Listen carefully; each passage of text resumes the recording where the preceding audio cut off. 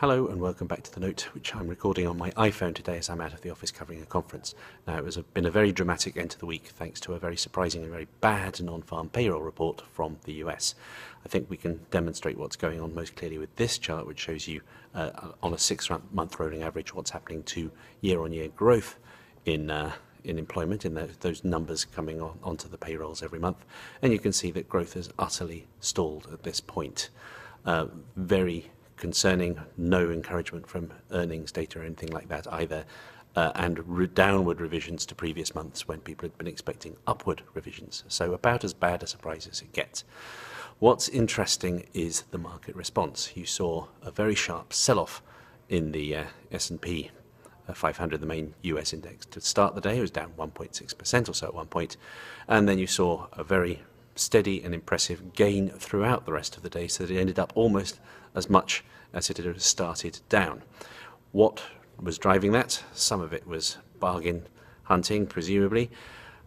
What perhaps is most interesting, though, is the refraction of what this means for the Federal Reserve.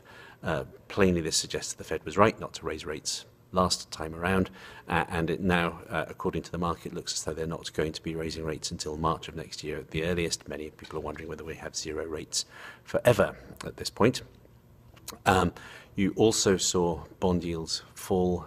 10-year bond yields are now below 2% once more, and critically you saw the dollar fall as a result. Now that could be an important element. People have been assuming that we're going to keep having dollar strength, even though there are now more concerns about the Fed raising rates, and higher rates from the Fed were a big part of the belief that we had a strong dollar for the future.